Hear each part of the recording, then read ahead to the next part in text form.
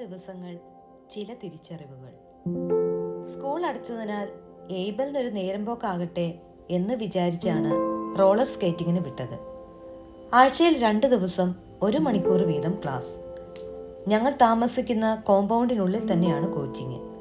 ആയതിനാൽ മടിയും അലംഭാവവും ആവോളം എനിക്കുണ്ട്.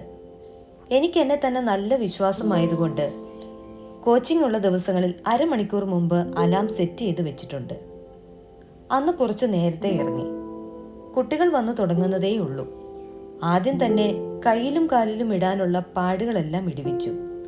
പെട്ടെന്നാണ് ഓർത്തത് ഹെൽമെറ്റ് എടുക്കാൻ മറന്നു. വീടിന്റെ കീയും കൊടുത്ത് ഏബലിനെ പറഞ്ഞു വിട്ടു. ശരവേഗത്തിൽ അവൻ തിരിച്ചെത്തി. അപ്പോഴേക്കും എല്ലാ കുട്ടികളും ഇറങ്ങി തുടങ്ങിയിരുന്നു. വളരെ വേഗം ഷൂസ് വലിച്ചു കയറ്റി ഇടിക്കാൻ ആരംഭിച്ചു. അയ്യോ, സോക്സ് എടുക്കാൻ മറന്നു. ഇന്നൊരു ദിവസം സോക്സ് ഇട്ടില്ലേലും കുഴപ്പമില്ല, ഞാൻ അവനെ പറഞ്ഞ് സമാധാനപ്പെടുത്തി.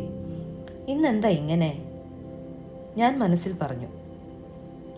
സ്ഫോടനത്തിന് തയ്യാറെടുക്കുന്ന ഒരു അഗ്നിപർവ്വതത്തെയാണ് ഞാൻ ഷൂസ് ഇടിവെക്കുന്നത് എന്ന് തിരിച്ചറിയാൻ വൈകി. ഇട്ട് കഴിഞ്ഞപ്പോൾ അവന് വല്ലാത്തൊരു മ്ലാനത.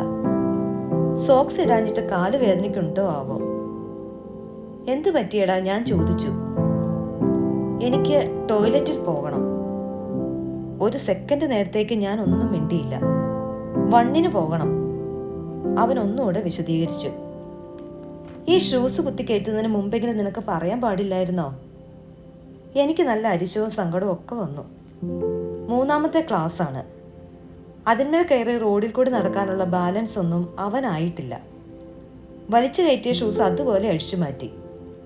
ഒരു കൈയിൽ ഡാനിയെയും മറ്റേ കൈയിൽ അവനെയും പിടിച്ച് റോഡിലേക്ക് ഇറങ്ങി. വീട്ടിൽ പോയി തിരിച്ചു വരാൻ ഒരു 10 മിനിറ്റ് എങ്കിലും വേണം. പബ്ലിക് ടോയ്ലറ്റ് ഒന്നും അവിടെ ഇല്ലതാനും. കോർട്ടിനടുത്ത് തന്നെയുള്ള ബിൽഡിങ്ങിലേക്ക് കയറി. ഇടയ്ക്ക് ഏബൽ ചോദിച്ചു, ഇത് ആരുടെ വീടാ? ആരുടെയോ എനിക്കറിയില്ല. ആദ്യം കണ്ട ഫ്ലാറ്റിന് മുമ്പിൽ ബെല്ലടിച്ചു. വാതിൽ കുറച്ചു മാത്രം തുറന്ന് ഗൃഹനാഥൻ കാര്യമന്വേഷിച്ചു. ഒറ്റ നോട്ടത്തിൽ ആൾ ഇന്ത്യൻ അല്ല എന്ന് മനസ്സിലായി. ഞാൻ കാര്യം അവതരിപ്പിച്ചതും അദ്ദേഹം വാതിൽ മലക്കെ തുറന്നതും ഒരുമിച്ചായിരുന്നു. ഇവിടുത്തെ എല്ലാ ഫ്ലാറ്റുകളും ഏതാണ്ട് ഒരുപോലെ ആയതിനാൽ അവന് അപരിചിതത്വം ഒന്നും തോന്നിയില്ല. പെട്ടെന്ന് പോയി കാര്യം സാധിച്ച് തിരിച്ചു വന്നു.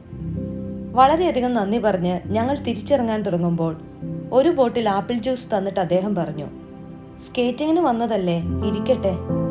ആ വലിയ മനസ്സിന് ഒന്നോട് നന്ദിയും പറഞ്ഞ് ഇറങ്ങുമ്പോൾ അദ്ദേഹം ഓർമ്മപ്പെടുത്തി, ഇനിയും ആവശ്യം വരുവാണേൽ മോനോട് ഇങ്ങോട്ട് പോരാൻ പറഞ്ഞോളൂ എന്ന്. നിമിഷ നേരത്തേക്ക് എനിക്ക് ഏബലിനോട് തോന്നിയ നീരസം ആ വിശാല മനസ്സിന് മുമ്പിൽ അലിഞ്ഞില്ലാതായി എന്ന് പറയാം. പിള്ളേരുടെ കൈയും പിടിച്ച് തിരികെ കോർട്ടിലേക്ക് നടക്കുന്നതിനിടയിൽ ഞാൻ സ്വയം പറഞ്ഞു, ഇനിയുമുണ്ട് ഏറെ ദൂരം എനിക്ക് മനുഷ്യത്വത്തിലേക്ക്.